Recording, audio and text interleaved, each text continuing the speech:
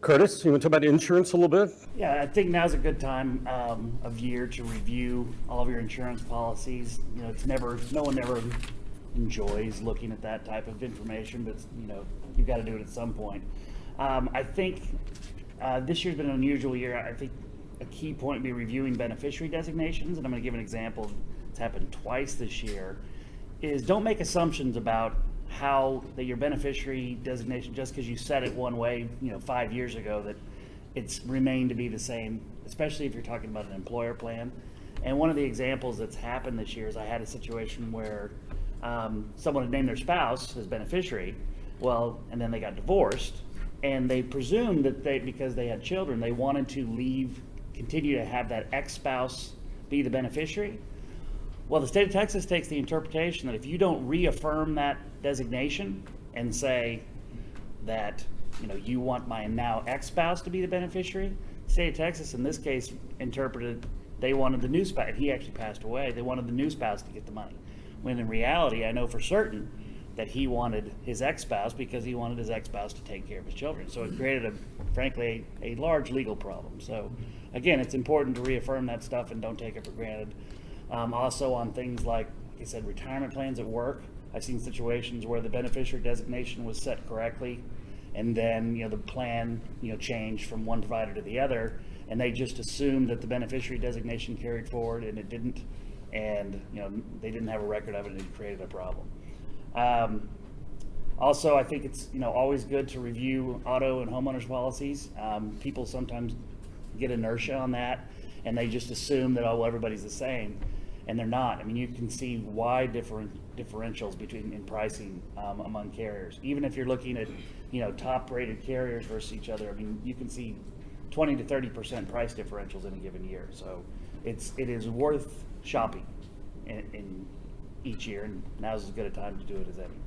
And also, if you've had any material changes in your business, I think it's worthwhile to reevaluate, is that the appropriate amount? Again, people don't love reviewing insurance, but it is something that needs to be done. One other thing that we've noticed with clients that's really helpful, we've had an aging number of business owners and stuff, is putting together something we call a survivor book. And what this is just a book that has a table of contents, but it has a copy of bank statements, has a copy of, who do you contact about insurance, who do you contact about investments, that kind of stuff. So that especially if you're the last spouse, or if you're an aunt or someone who doesn't have children and someone's trying to pick up behind you, it gives you basically a step-by-step process to go through to find those details and to know where those accounts are. Where's the key to the safe deposit box, and what's in it, things like that people don't think about having all that in one space. And it just saves the hours and hours and issues of people trying to find their way through that process when someone passes away or deceased. Health insurance?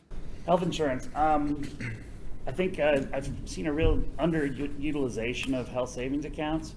I think that's partially due to just the changing environment of the health insurance world. It went from where you, especially if you're employed, you just handed the doctor the card and it was taken care of. Well, there's been a clear shift to the health savings account world where really in many plans the bulk of your health costs need to run through your health savings account.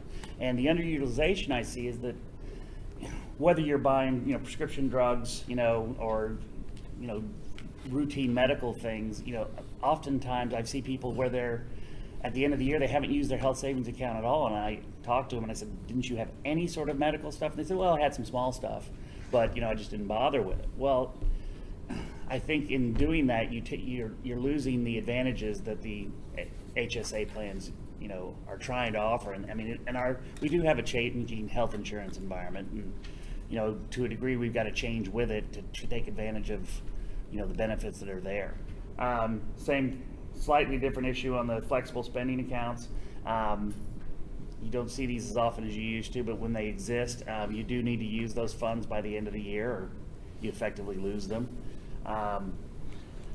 In regard to reviewing Medicare coverage, right now is the time of year to do that. I think the biggest focus that I see is Medicare Part D, which is the prescription drug. I think a lot of people, that seems to be the most dynamic aspect of it, because most people, if they're on Medicare, typically sign up for Part A and Part B, and then they just kind of forget about it.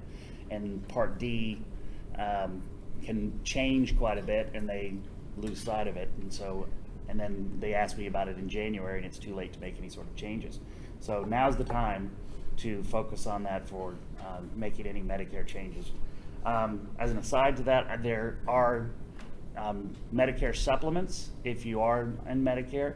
I will say that the Medicare supplement market changes a lot. You'll see a carrier like 1 year Blue Cross will have the best rates, and the next year you'll have a completely different carrier that will have dramatically different rates for identical plans. And Medicare supplement plans, if you're looking at, say, a Plan F to a Plan F, they're by law identical, but you will see wide price differentials. By wide, I've seen it where one carrier costs double to 3 times as another one. And you are allowed to change from one carrier to the other. There is technically underwriting, but it's not a situation where you're taking medical exams and things like that. Is that assuming you're not having crisis type medical issues, it's fairly easy to switch from one carrier to the other, and you can save substantial amounts of money. And then also, of course, schedule it. If you've met your deductible for the year, you should schedule costly medical procedures just to take advantage of that, because next year you might not meet the deductible. One other comment that we have that we've run across in the Medicare in the drug area, and the reason supplemental coverage is so important, there actually are certain drugs related, for instance, to cancer, for instance, some of the nausea drugs and some of the actual cancer drugs and stuff themselves that are no longer covered by Medicare. And this comes up as a unbelievable surprise, and no surprise either. They're very expensive because they're not covered. And so it's something else to look at and to watch, especially if you've got aging parents, making sure they've got coverage and that somebody's thought about what happens if this happens to you and how do you cover that. Because it's suddenly, we've seen some of them as $1,000 for pop, for different types of drugs and stuff. So it gets really expensive quickly. Estate planning? Estate planning. I think estate planning in a good way, has stabilized in recent years. That may change going forward, but for now it's stable. In the sense that, for the vast majority of the people, that the bulk of estate planning is really just, do you have a will? Do you have a trust? It's not, the estate tax burden, for the most part, has, shifted away from most people because we've got relatively large lifetime exemptions of 5.45 million. That said, I wanted to kind of focus on one thing that Mark had alluded to, is that gifting highly appreciated assets when you're making charitable gifts. And I think this is something that is really underutilized, as people think of it as got to be, I'm making some monumental gift. Well, I think if you're going to write a check for $1,000 to your church or your favorite charity, I think it's far better to gift a somewhat appreciated mutual fund or stock, because it's very easy for those charities to handle that. And I would say I would almost never just write a check to a charity. Unless it was $50 or something. I would always gift a appreciated stock or mutual fund, because again, it's very easy for them to handle that. You can always pay medical and educational expenses directly to the institution. For grandchildren or children, and it doesn't apply to the lifetime gift exemption. I've seen situations where people didn't do that, where they wrote a check to the child and then they turned around and it created some problems. But again, paying it directly is preferable. Regarding post-election impact, it's hard to predict, because there's such extreme views, depending on who goes. On one side it says we're going to get rid of the estate tax entirely. And the other side, for the most part, it seems like they want to keep the status quo, but we'll see. No, she wants to increase it to 44%, I believe, as well as drop the exemption from 5 million down to like the 3 million. Yeah, and I think that'll be unlikely that they'll be able to get that through. But anyway, that's a political discussion.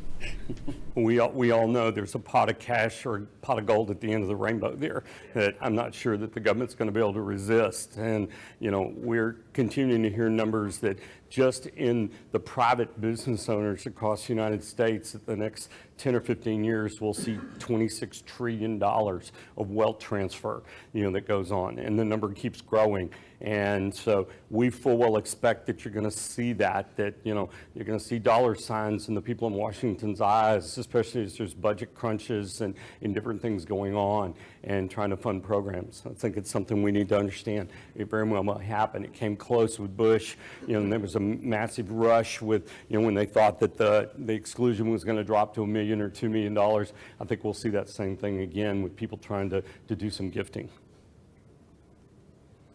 Retirement. Retirement accounts, I think there haven't been any substantial changes here. These are just kind of going through some of the key ages regarding when you can take distributions. If you are over the age of 50 or older and you're behind, or actually even if you're not behind, you can make additional contributions, catch-up contributions to 401k plans, which I would encourage you to take advantage of it if you haven't already. Other key ages are age 70 and a half. If you've reached age 70 and a half, you do need to start taking required minimum distributions. I've seen situations in the past year where people missed that, and the penalties for not taking those distributions are high. For the most part, the investment companies do a pretty good job of notifying you when those are going to occur, but I wouldn't count on them completely. And I would always double check them because I've seen some situations where they've miscalculated for various reasons. So it's not something in particular, especially when it's your first required minimum distribution. I would double check the calculation rather than relying on the investment company. 529 plan contributions, these are similar to the gifting rules, though there is an exception where you can make 5 years worth of gifts in 1 year. It's basically an advance on those the next 5 years. These are intended for college savings. I think it's an exceptional benefit. There's not very many situations where you get tax-free growth from the government, and this is one of those. And with college costs escalating the way they have for the past 30 plus years, I think you need every benefit that you can get, because I keep predicting for 20 years I've been saying, well, college costs can't continue escalating this way. It's not sustainable, and I keep being wrong. And so who knows what the next 20 years is, but I mean, it's a problem. And then finally, there's been some changes in Social Security. They've eliminated some of the little loopholes that you could do, but I think it's always good to review Social Security. We have some software that if you want to see, we can model various scenarios of, especially with couples, to maximize Social Security benefits. Go back to personal issues and changes. Yeah, this area here is just kind of going through the different things you need to consider from a personal side when you're considering your taxes. Every year, these are the kind of the bullets of the things you need to look into or know about if it's happened during the year. Whether you've moved and bought a new house, selling major assets, transferring finances, ending a marriage, getting married. All of those things have impacts in how your taxes will be affected during the year. So it's always good to get in front of them, consult with your advisors on things that may have happened during the year, so that you have properly planned and know, so that when you go to extension time or when your tax returns due, something doesn't blow up in your face and end up owing a lot of taxes because you didn't realize that has an impact. So these are just a list of the variety of questions that you should be asking yourself every year, just to make sure you've got everything covered.